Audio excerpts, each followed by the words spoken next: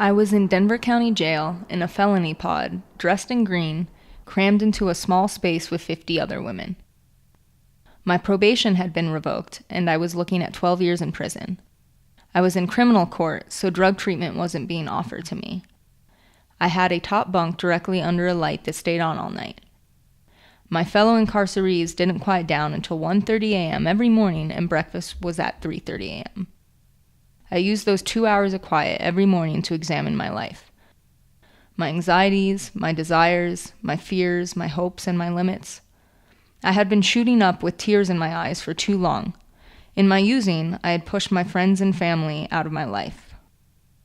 I was homeless and slept with men for drugs and a place to stay. I often walked around the city all day because I had nowhere to go. I didn't know what was real versus what was not anymore. I did know that if I went to prison, nothing would change. I would conform to prison culture, adopt a prison survival mentality, get out, get high, and go back. I would spend the rest of my life in prison. That's the way the system is set up.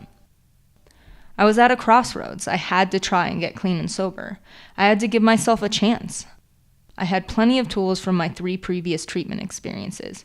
I had made attempts to allow myself to be my most authentic self before, but I didn't like that person, and I always ran when things got too hard or it began to feel. I always had excuses. I didn't know if I was truly ready to face myself, but I made a commitment to myself, for myself, to try for 1 year. I knew it was going to suck. It was going to suck at that point no matter what happened to me. But I believed there could be something better if I accepted this. I had to accept myself first, and with a little grace, with a little forgiveness, I might rise out of the darkness. The universe granted me with a chance to try. It's been a messy process. I got high after I got out a couple of times. Each time I would face the consequences, reflect on what I learned, and turn that reflection into action. I stopped hanging out with the guy who was like a little brother to me. He was charming and destructive. And then there was the guy I met downtown who was mysterious and fun but never respected my personal boundaries.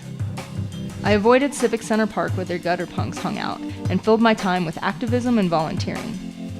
I did direct street outreach and helped organize a Know Your Rights training for street-based youth.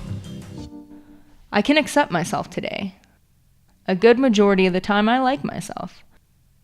I believe that I can love myself if I just keep giving myself a chance to. No one said